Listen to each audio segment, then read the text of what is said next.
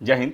नए informative video में आपका स्वागत है। दोस्तों, हम आज इस वीडियो में बात करेंगे इंडिया में बेस्ट बैंक कौन सा है। आपको वर्क अगर स्टार्ट करना चाहते हैं, अपना कैरियर स्टार्ट करना चाह रहे हैं, तो बेस्ट बैंक कौन सा है फॉर फ्रेशर, और इसके अंदर में आपके कैरियर के क्या क्या ग्रोथ पाथ हैं।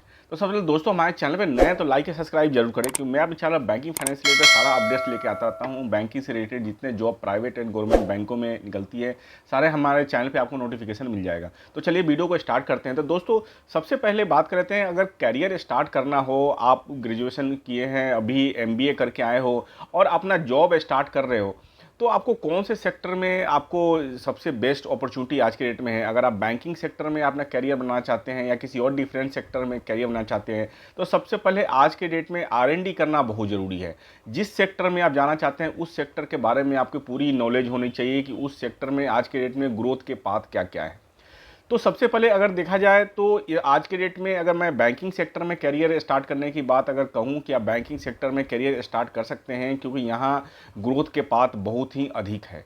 आज की डेट में देखें तो डिजिटल इंडिया है। डिजिटल इंडिया में क्या है, हर कोई जो ट्रांजेक्शन है वो ऑनलाइन कर रहा है। ऑनलाइन ट्रांजेक्शन करने के लिए आपको बैंक के साथ अकाउंट्स होना ही चाहिए।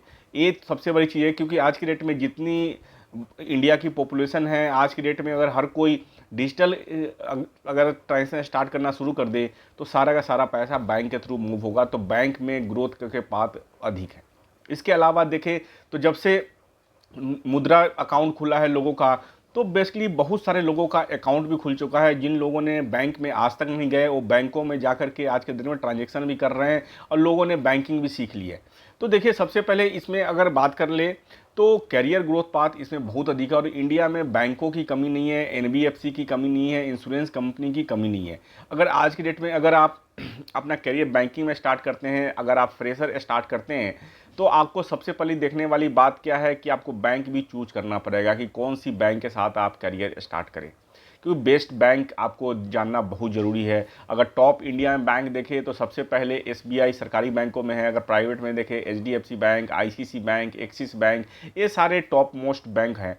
लेकिन आपको देखना है कि आपके अकॉर्डिंग कि कौन सा बैंक है जिस पे आपको प्लानिंग के साथ आपको काम कर, क्योंकि प्राइवेट बैंकों में क्या होता है कि आपने अगर जॉब स्टार्ट कर लिया, आप स्विच कर सकते हैं इजीली। साल 2 साल 6 महीने में, 2 2 साल 3 3 साल में आप स्विच करके आप बेटर आप अपॉर्चुनिटी ले सकते हैं।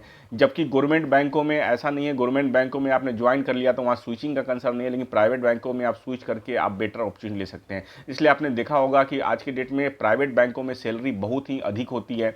अभी लेटेस्ट आपने अगर देखा होगा, सीईओ सारे सीईओ की सैलरी अगर लगी है तो आज के 6 से 7 करोड़, 10 10 करोड़, 20 20 करोड़ सैलरी है आज के डेट में मार्केट में। सीईओ जो प्राइवेट बैंक के सीईओ हैं उनकी, और एम्प्लॉय की भी उसी के लेवल की सैलरी है।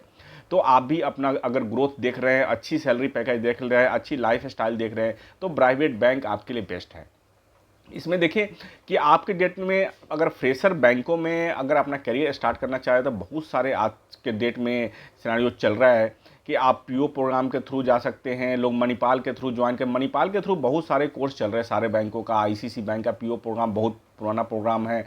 एक्सिस बैंक का प्रोग्राम यंग लीडरशिप प्रोग्राम चल रहा है, यंग ऑपरेशन प्रोग्राम चल रहा है। इसके अलावा देखिए एचडीएफसी बैंक का फ्यूचर बैंकर प्रोग्राम चल रहा है, यस बैंक का प्रोग्राम चल रहा है, कोटक का प्रोग्राम चल रहा है, बंधन का प्रोग्राम चल रहा है। बहुत सारे बैंकों के प्रोग्राम चल रहा है, फेडरल बैंक का भी प्रोग्राम चल रहा है। मणिपाल के थ्रू क्या है, आज के डेट में बैंकों का मेन फोकस क्या है, स्किल डेवलप एम्प्लॉयज़ की रिक्वायरमेंट है। आज के पहले क्या होता था, ऑफ रोल एम्प्लॉय बैंक में ऑनबोर्ड होते थे, ऑफ रोल एम्प्लॉय होते थे, फिर ऑफ रोल से फिर उसको ट्रेन करके फिर ऑन रोल किया जाता था, उसमें टाइम लगता था, और ऑफ रोल एम्प्लॉय में उतना स्किल डेवलप नहीं हो पा रहा था। तो इसके लिए जब से आरबीआई ने बैंकों को इंस्ट्रक्शन दिया कि भैया आपको ऑन रोल एम्प्लॉय बैंक में रखना है, तो बैंकों ने फिर मणिपाल के साथ लेकर के बैंकिंग प्रोग्राम चला के एम्प्लॉय जो फ्रंट लाइन वर्कर है वो लेके आना स्टार्ट किया। आईसीसी बैंक इस प्रोग्राम को 15 साल से चला रहा है। ये पुराना प्रोग्राम है आईसीसी बैंक में, फिर एचडीएफसी बैंक में भी अब पुराना हो चुका है, एक्सिस बैंक में भी हो चुका है। सारा का सारा मणिपाल से टाई अप होता है। मणिपाल में क्या होता है कि वहाँ पे क्लासरूम ट्रेनिंग, वहाँ पे स्किल आपको डेवलप किया जाता है, कम्युनिकेशन स्किल, बैंकिंग से रिलेटेड पूरी पढ़ाई होती है 4 महीने की। उसके बाद फिर आपको बैंक में भेजा जाता है। तो ये सारा का सारा प्रोसेस होता है, जिससे क्या होता है, जब बंदा बैंक में काम स्टार्ट कर रहा चाहता है, तो उस समय 1 2 सालों में वो ट्रेंड हो जाता है। तो उसके बाद बैंक को क्या है, स्किल्ड बंदे मिल जाते हैं। तो मणिपाल के सपोर्ट से और सारा का सारा क्या है, बैंकों के लिए बेनिफिट है कि जो बंदे आ रहे हैं पूरा का पूरा ट्रेंड बंदे आ रहे हैं और आते ही वो काम करना स्टार्ट कर देते हैं। तो बैंकों के लिए ये सबसे बड़ा बेनिफिट है। और आपके लिए क्या बेनिफिट है, जो आपके लिए बेस्ट बैंक कौन सा हो सकता है? तो दोस्तों सबसे पहले देखना क्या है कि आज के डेट में बैंकों में क्या चल रहा है। आप अगर बैंकिंग में अगर करियर बनाना चाहते हैं तो बैंक के ऊपर रिसर्च करना बहुत ज़रूरी है कि किस बैंक में क्या चल रहा है। आज में डेट में देखिए तो एक्सिस बैंक में कासा से रिलेटेड बहुत सारा प्रेशर है लोगों को अकाउंट ओपनिंग के लिए। आप देखेंगे तो मार्केट में बहुत सारे लोग अकाउंट ओपनिंग के लिए मिल जाते हैं कि अकाउंट खुलवाइए। ब्रांचों में जाते हैं तो बहुत थोड़ा सा सेल्स का प्रेशर होता है। और यहाँ अगर एक्सिस बैंक का प्रोग्राम भी देखें तो असिस्टेंट मैनेजर लेवल का ये प्रोग्राम चला रहा है, जो कि मणिपाल के थ्रू है, जो केवल अकाउंट ओपनिंग प्रोफाइल के लिए ही होता है। एक्सिस बैंक में एक और प्रोग्राम है, ऑपरेशन से रिलेटेड प्रोग्राम है, जो कि आपको केवल ऑपरेशन से ही आपको रिलेटेड आपको पोस्टिंग मिलता है। तो एक्सिस में आप ये दोनों चीज़ आप देख सकते हैं कि अगर आपको ऑपरेशन में जाना है तो ऑपरेशन में जा सकते हैं, सेल्स में जाना है तो आपको प्योर सेल्स है। एक्सिस के वेबसाइट पर भी लिखा हुआ है कि आप अगर हमारे प्रोग्राम में इनरोल करते हैं तो इसके ऊपर ध्यान देने वाली बात है कि जो हमारी प्रोग्राम पूरी की पूरी सेल्स प्रोफाइल है आपकी। इसके बाद अगर एक दो चीज़ और देखने की जरूरत है, सैलरी भी आपको देखने की जरूरत है। एक्सिस का पैकेज थोड़ा सा कम है एचडीएफसी बैंक और आईसीसी बैंक की अपेक्षा। तो इसके अलावा अगर बात करें एचडीएफसी बैंक में, तो एचडीएफसी बैंक पता ही है वर्ल्ड की 6ठे नंबर की सबसे बड़ी बैंक है। ये बहुत बड़ा नेटवर्क है एचडीएफसी बैंक का। और एचडीएफसी बैंक में चाहे तो आप अपना करियर स्टार्ट कर सकते हैं। लेकिन एचडीएफसी बैंक में भी अगर आप देखें तो वहाँ भी क्लियर लिखा हुआ है कि यहाँ पे सेल्स प्रोफाइल के लिए ही आरएम लेवल में ही आपकी यहाँ पे स्टार्ट होगा करियर। तो ये भी आपको पहले से ही प्रिपेयर होना पड़ेगा कि भैया हमें जो काम करना है स्टार्टिंग में आपको स्ट्रगल है। किसी भी बैंक में आप ज्वाइन करते हैं तो स्टार्टिंग में स्ट्रगल होता ही होता है, या किसी भी फील्ड में आप किसी भी इंडस्ट्री में जाते हैं स्टार्टिंग में स्ट्रगल होता है।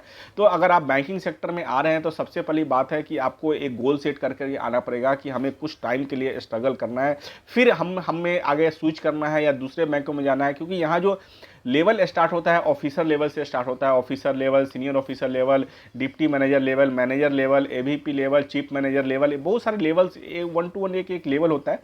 तो उस लेवल के अकॉर्डिंग आप धीरे धीरे आगे बढ़ते जाएंगे। लेकिन वही है, अगर आपने एक्सिस बैंक में अगर सेल्स प्रोफाइल में ज्वाइन किया, आपने 1-2 साल काम कर ली, अगर फिर आपने स्विच करके एचडीएफसी बैंक में गए तो आप यहाँ पे अगर डिप्टी मैनेजर है तो वहाँ आपको मैनेजर का पोस्ट मिल जाता है। लेकिन इसके अंदर आपको ध्यान देने वाली बात है कि काम करने से नहीं होगा, आपको सबसे पहले लर्निंग पे फोकस करना पड़ेगा। लर्निंग बहुत जरूरत है बैंकिंग सेक्टर में। अगर आप बैंकिंग सेक्टर में आप अपना कैरियर देख रहे हैं, बेस्ट बैंक के तलाश से पहले आपको नॉलेज में भी आपको ध्यान देना पड़ेगा कि आपको अगर नॉलेज है तो किसी भी बैंक में आपको इजीली, अगर स्विचिंग के समय काम करते हैं दूसरे बैंक में स्विच करते हैं तो नॉलेज आपका काम आएगा, आपका ड्यूरेशन काम आएगा, आपने कितने दिन काम किया है और किस प्रोफाइल में काम किया, तो ये बहुत काम आने वाली बातें हैं।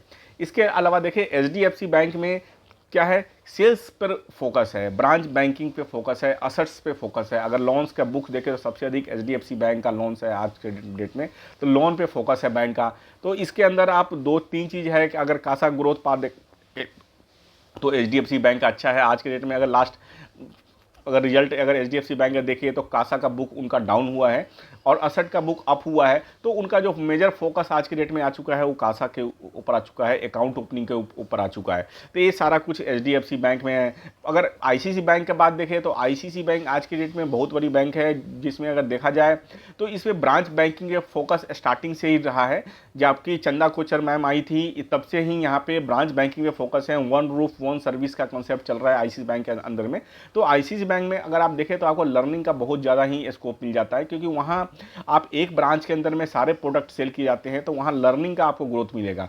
पीओ प्रोग्राम वहाँ पे प्रोग्राम चलता है, जिसके थ्रू आप प्रोग्राम में आप इनरोल करके, आप एग्जाम दे करके, इंटरव्यू दे करके आप मणिपाल में 4 मंथ की क्लासरूम ट्रेनिंग करके आगे ज्वाइन कर सकते हैं। इसमें इंटर्नशिप और ओजीटी का प्रोविज़न है। उसके बाद आपकी अगर 1 साल बाद काम करते हैं तो डिप्टी मैनेजर का पोस्ट मिल जाता है। अगर इस सारे बैंकों में प्रोग्राम देखें तो आईसीसी बैंक में सैलरी पैकेज सबसे अधिक है, जो कि 5.5 लाख के अराउंड है। आप 1 साल के बाद देखें तो आपको 40-45,000 इन हैंड सैलरी मिल जाता है। इसके अलावा बैंकिंग सेक्टर में अगर बात की जाए तो औरों अगर गवर्नमेंट में जितना बेनिफिट मिलता है उससे कुछ ज़्यादा ही बेटर आपको बेनिफिट यहाँ मिल जाता है। जैसे कि आप ज्वाइन करते हैं तो आपको हेल्थ पॉलिसी यहाँ पर मिल जाता है। कभी भी अगर किसी तरह की प्रॉब्लम होता है तो आपको हेल्थ से रिलेटेड आपको कंसर्न लेने की जरूरत नहीं है, आपका इलाज बैंक के थ्रू हो जाता है। आपके स्पाउस का, आपके किड्स का, सारा कुछ सारा इसमें बैंक के थ्रू आपका इलाज होता है। इसके अलावा देखें तो आपका लाइफ इंश्योरेंस कवर भी बैंक करवाती है, कल के डेट में खुदा खास्ते कुछ होता है तो आपके फैमिली को भी सपोर्ट मिल जाएगा। इसके अलावा बहुत सारा पीएफ, आपको ग्रेजुटी, ये सारा कुछ दिया जाता है। इसके बाद लीव से रिगार्डिंग कोई कंसर्न नहीं होता बैंकों में। सिक लीव बहुत सारे बैंकों में अनलिमिटेड है। इसके अलावा देखिए प्रिविलेज लीव, कैजुअल लीव, ये सारा मिल जाता है। और इसके अलावा देखें तो पेंशन तो कहीं भी नहीं है, गवर्नमेंट भी नहीं है, सरकारी में भी नहीं है। तो आज के डेट में प्राइवेट में भी पेंशन तो स्टार्टिंग से नहीं है। तो इसके अलावा आप देखें तो आप एनपीएस के थ्रू आप स्टार्ट करके अपना पेंशन स्टार्ट कर सकते हैं, जैसे कि सरकारी में भी एनपीएस के थ्रू होता है। तो ये बहुत सारा कुछ है कि आप अगर करियर में अगर चाहते हैं कुछ अच्छा करना तो बैंकिंग सेक्टर आपके लिए बेस्ट सेक्टर है। इसके अलावा आप देखें तो आप छोटे स्मॉल जो बैंक्स है आज के डेट में, एयू फाइनेंस बैंक, ये सब बैंक के थ्रू भी आप करियर स्टार्ट करना चाहते हैं तो कर सकते हैं। क्योंकि इस बैंक में लेकिन स्टार्टिंग में आपको प्रेशर मिलेगा, प्रेशर ज़्यादा होता है। लेकिन अगर आप CSB bank, AU bank, IDFC bank, Kotak Mahindra bank, ये सब के थ्रू भी करियर स्टार्ट करके आप धीरे धीरे आगे बढ़ सकते हैं इनिशियली। लेकिन आपको ध्यान देना है कि आपके लाइफ का गोल सेट होना चाहिए और आपको मेहनत करना पड़ेगा। तो अगर आप बैंकिंग में करियर में बहुत ही ज़्यादा ब्राइट फ्यूचर है तो आप इसके अंदर में आप ज्वाइन कर सकते हैं। तो दोस्तों आशा करता हूँ ये वीडियो बहुत ही ज़्यादा इन्फॉर्मेटिव है, आपके करियर के लिए बहुत ही ज़्यादा इंपॉर्टेंट है। तो वीडियो अच्छा लगा हो तो लाइक और सब्सक्राइब जरूर करें। Thank you very much.